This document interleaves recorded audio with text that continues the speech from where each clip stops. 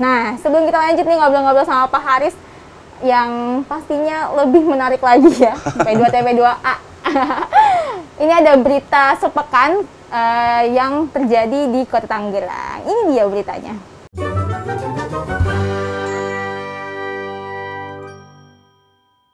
Ya, berita pertama hadir dari Dinas Pekerjaan Umum dan Penataan Ruang Kota Tangerang yang menyampaikan bahwa kemarin di hari Sabtu ya, banjir di wilayah timur ini terjadi bukan hanya karena intensitas hujan, tetapi juga diakibatkan tanggul Kali Angke yang jebol di wilayah Pinanggeria, Kecamatan Pinang. Diinformasikan tanggul yang jebol ini seluas 25 sampai 30 meter. Namun, Dinas PUPR juga bergerak cepat untuk menerjunkan kurang lebih 600 kisdam untuk menutup tanggul yang jebol tersebut. Yang kedua hadir dari Dinas Perindustrian, Perdagangan, Koperasi, dan UKM atau Disperindakop UKM yang menggelar Bazar UMKM setelah 2 tahun pandemi COVID-19. Sebanyak 30 booth hadir di event ini, mulai dari UKM hingga pelayanan ada di sana. Berbagai macam perlombaan juga hadir untuk meramaikan bazar tersebut. Lokasinya ada di Mall Balai Kota. Yang terakhir ada dari jamaah haji yang disambut kedatangannya langsung oleh Wali Kota Tangerang Bapak Arief Erwismansyah di Asrama Haji Pondok Gede, Jakarta.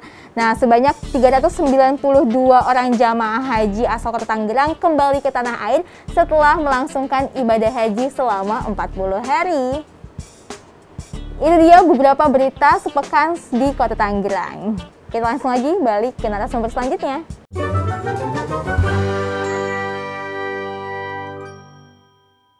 Nah, itu dia tadi berita sepekan di Kota Tangerang. Selanjutnya kita ngobrol-ngobrol sama Pak Haris terkait apa sih sebenarnya P2TP2A yang nggak kalah panjang singkatannya dari dinasnya. Mungkin Pak Haris bisa kasih tahu nih P2TP2A itu apa sih, atau disingkat P2 ya biasa nyebutnya ya? Iya, jadi terima kasih. P2TP2A itu adalah kepanjangan dari Pusat Pelayanan Terpadu Pemberdayaan Perempuan dan Anak Kota Tangerang gitu ya. Yang dia adalah lembaga layanan yang melayani kepada perempuan dan anak yang menjadi korban kekerasan di Kota Tangerang. Seperti itu. Seperti yang tadi saya sampaikan di awal ya Pak ya, ironinya nih yang melakukan pelecehan gitu ya Pak, kekerasan itu justru dari internal kayak keluarga ataupun lembaga pendidikan. Nah, ini kenapa sih Pak itu bisa terjadi gitu? Ya, persoalan-persoalan kekerasan yang dialami terlebih kepada anak ya, kepada anak ini kan memang banyak faktor ya, banyak persoalan. Tadi sudah disampaikan tuh persoalan eksternal dari si anak itu sendiri adalah persoalan keluarga, persoalan pola asuh. Belum lagi kita fakta hari ini bahwa ruang-ruang privat keluarga itu ternyata sudah dimasuki oleh oleh dunia global dalam bentuk televisi, bahkan internet. Tadi kita sudah sempat ngobrol ya, dari bangun tidur sampai mau tidur lagi, akhirnya banyak anak di Indonesia ini juga yang memang dia akhirnya bermain dengan HP, sehingga pengetahuan, informasi yang dia dapatkan begitu cepat, sementara keluarga tidak siap juga menyikapi dan menghadapi kemajuan global ini, sehingga anak memiliki banyak informasi dan pengetahuan, tapi tidak dibarengi dengan tadi tuh bagaimana orang tua mengarahkan dan mengajarkan anak bagaimana bijak terhadap informasi-informasi yang didapatkan. Iya, selain dilakukan oleh anak itu sendiri karena minimnya informasi ya Pak ya, apa yang mereka lihat, ternyata kekerasan ataupun pelecehan ini terjadi juga orang dewasa melakukan terhadap anak. Ya kan ya Pak ya, yang harusnya sebagai orang tua, kalau menurut saya ya Pak ya, ataupun sebagai orang dewasa kan menjaga anak-anak ya Pak, ini malah menodai atau melukai gitu kan, baik itu mental ataupun fisik gitu. Iya, persoalan-persoalan ini kan tadi persoalan bagaimana keluarga memahami persoalan-persoalan anak. Nah, jadi kan bicara soal pelecehan seksual itu kan bicara definisinya adalah perbuatan mencium, memeluk, atau memegang menyentuh anak ini tanpa izin gitu kan. Iya, nah, persoalan ini pun juga nggak banyak orang tua yang memahami dan mengerti gitu kan. Sehingga apa? Ketika kita melihat ada orang tahu-tahu gemes sama anak kita, mencubit, mencium, mempeluk, ya kita kadang orang tua senang aja. Padahal kita nggak tahu tuh bahwa itu juga menjadi peluang pintu masuk dari persoalan-persoalan kedepannya yang nanti akan dihadapi oleh anak gitu. Baik tadi dalam berbentuk pelecehan seksual maupun bentuk kekerasan lainnya. Kadang-kadang kalau ngomongin pelecehan seksual kita tuh suka nggak sadar ya Pak ya, karena banyak sekali motif ya kan, banyak sekali hal-hal yang kita anggap normatif gitu, kayak catcalling ya kan ya kan, gedek sih cuman ya udahlah gitu. Harusnya nggak kayak gitu ya Pak ya? Iya. Pelecehan seksual itu sendiri kan selama ini kita mengenal ada dua jenis lah ya, kekerasan yang dilakukan secara verbal maupun pelecehan seksual yang dilakukan secara fisik. Tapi dengan berkembangnya kemajuan zaman tadi di era globalisasi lagi, ini yang akhirnya tanpa disadari masuk nih di tengah keluarga, apa keberadaan internet gitu loh. Kita mengenalnya kalau di P2TP2 itu kekerasan gender berbasis online, termasuk kepada anak gitu. Sehingga apa? Banyak kasus juga yang dialami oleh anak yang diawali dari mereka berinteraksi dengan dunia online. Iya, kayak komen-komentar yang mengarah. Komentar perkenalan di Facebook gitu, akhirnya saling chatting, tahu-tahu anak juga pergi menemui kenalannya, orang tua nggak tahu gitu kan, akhirnya tahu anak 2 hari 3 hari nggak pulang gitu ya, tetap pulang. Nah ini yang juga memang kadang lepas dari pengamatan dari orang tua. Berarti pelecehan seksual bukan berarti disentuh ya Pak ya, dipeluk dan lainnya, tapi juga secara verbal ya, ataupun tadi secara online, komen-komenan yang mengarah hal-hal yang seksual gitu kan ya, itu juga masuk ke dalam pelecehan seksual. Nah, apakah pelecehan seksual ini dirasakan atau yang menjadi korban hanya perempuan saja kah Pak? Ya, kalau kita bicara anak gitu ya, kalau kita berbicara anak, bahwa pelecehan seksual ini tidak terjadi hanya kepada anak perempuan.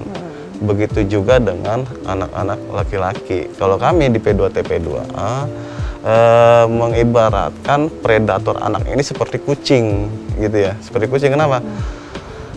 Kucing kalau ngeliat makanan itu dia akan lihat kiri kanan, tapi ketika ada orang dia akan ngelus-ngelus tuh yang ngeong-ngeong gitu, mendekati orang yang sedang mau makan. Tapi ketika orang nggak ada, ditinggal ke dapur misalkan, pas kita balik lihat makanan kita, ikan udah nggak ada. Begitu juga dengan predator anak nih. Jadi dia akan lihat kiri kanan. Ketika dia melihat anak, mau laki mau perempuan gitu ya, karena hasrat seksnya ini adalah melihat sosok anak, maka dia akan lihat. Ketika dia akan peluang, maka banyak kejadian tuh akhirnya, baik di lingkungan maupun di sekolah gitu, anak menjadi korban gitu. Nah ini yang kita selalu sampaikan kepada masyarakat, itu cara pandang kita. Jadi hati-hati dalam, maka kalau di lingkungan tuh kita harus kenal nih, harus lihat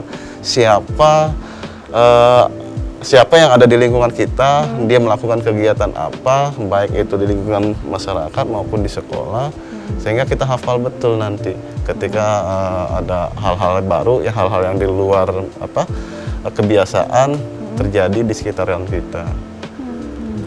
Biasanya motifnya apa sih Pak yang bisa dilakukan atau yang biasa pelaku lakukan gitu, mungkin supaya orang tua yang menonton juga bisa antisipasi nih gitu? Iya, kalau bicara motif pastinya dia punya kelainan seksnya gitu ya. Artinya dia ingin melampiaskan hasrat seksnya gitu. Nah, caranya dari kasus yang masuk kepada kita, banyak mereka memanipulasi pola pikir anak-anak yang memang belum stabil. Gitu. Ada satu kasus misalkan guru ngaji dengan si anak, dengan muridnya ya. Dengan muridnya. untuk lebih pintar menghafal, untuk lebih ini, maka diajaklah dia berdua-duaan. Sementara si anak belum juga mendapatkan bekal dari pihak keluarga, kembali kepada pola asuh. Apa saja sih yang harus dilakukan oleh si anak ketika menghadapi situasi-situasi yang dialaminya gitu loh. Contoh misalkan kalau kita menyampaikan kepada orang tua, bekerja sama dengan DP3 P2KB ketika melakukan sosialisasi, maka ajarkan kepada anak itu adalah 4 hal. Yang pertama apa? Jangan pernah selain orang tua, ibu dan anak mau menyentuh bibirnya, gitu ya. Stop orang untuk menyentuh apa bagian dadanya. Mau laki dan perempuan ya sama. Terus yang ketiga, stop orang untuk menyentuh alat kemaluannya. Dan yang ketiga adalah bagian belakangnya ya, bokong atau alat sensitif lainnya. Nah, terus bagaimana ketika anak dihadapi oleh situasi gitu ya, dia harus berdua dengan siapa, dengan untuk melakukan apa, maka ini peran dari orang tua tadi untuk melakukan edukasi. Jadi ketika si anak mendapat situasi-situasi yang dia sudah diingatkan oleh orang tua, dia tahu cara bagaimana dia menyikapi itu. Dia selalu mengingat apa pesan dari orang tuanya gitu ya Pak Iya. ya? Itu ya tadi beberapa motif yang hadir ya Pak ya, terhadap pelecehan terhadap anak. Ada juga yang iming-iming ngasih permen ya Pak ya? Itu ngasih permen. Tadi bicara soal rayuan ya. Iya. Bicara cantik, seksi gitu ya. Nah anak ini kan karena memang daya tangkap dan daya pikirnya masih labil, dia kan seneng aja tuh kalau dia dipuji segala macam. Padahal tanpa sadar ada pelecehan-pelecehan yang coba menjadi upaya dari si pelaku ini untuk masuk kepada dirinya. Itu hal yang tanpa disadari. Ya. Ternyata mereka mencoba nge-brainwash kita ya, gitu. Dengan kata-kata tersebut. Nah, gimana Pak cara kita nih, tadi kan kita mengenali anggota-anggota yang tidak dibolehkan disentuh ya, baik itu sama gender ataupun beda gitu ya Pak ya. Nah ada hal lain nggak sih Pak yang harus dilakukan orang tua gitu untuk menjaga anaknya, apalagi sekarang kan orang tua juga banyak yang bekerja ya kan ya, yang tidak bisa lah mengawasi selama 24 jam gitu Pak. Kalau di kita menyampaikan kepada masyarakat satu bentuk edukasi, yuk dirutinkan ngobrol keluarga. Ngobrol keluarga, nggak usah banyak-banyak tuh, biasanya di waktu maghrib sampai waktu isya. Di waktu sedikit itu antara ayah, ibu, dan anak atau anggota keluarga yang lain. Kita punya satu kasus, contoh misalnya kekerasan seksual terjadi sama anak ketika orang tua ini sedang bekerja.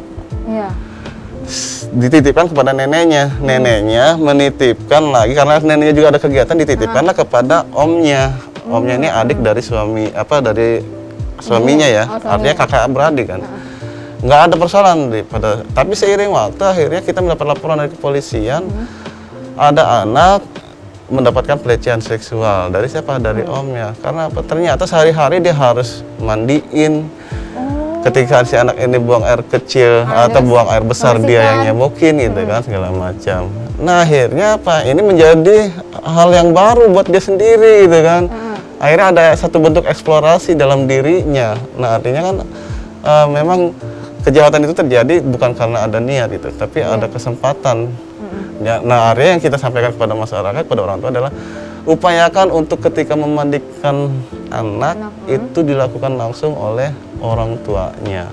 Tapi kalaupun akhirnya karena tadi kesibukan dan bekerja, maka tadi itu upaya untuk ngobrol keluarganya ini diperkuat gitu, sehingga antar orang tua dengan nenek, dengan anggota rumah tangga gitu ya, itu bisa sama saling memahami bagaimana sih cara memperlakukan anak. Nah untuk anak-anak nih Pak, bagaimana memberikan informasi tentang pelecehan seksual itu sendiri? Anak-anak memberikan informasinya gitu ya, ya memang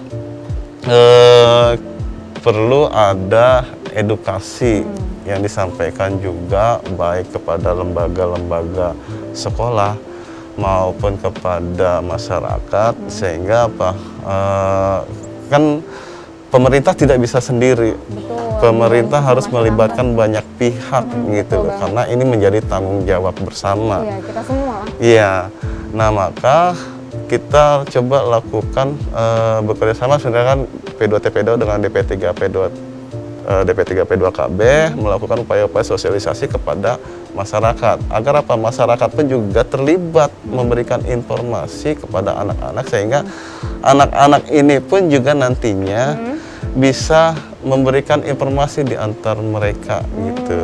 Iya, iya, iya. Jadi memang harus melibatkan banyak pihak untuk menyampaikan itu. Apalagi anak zaman sekarang tuh kadang-kadang lebih percaya omongan teman daripada orang tua. Ya, itu gitu. Jadi kayaknya lebih masif kan temennya yang ngomong. salah satu hak anak itu adalah berpartisipasi.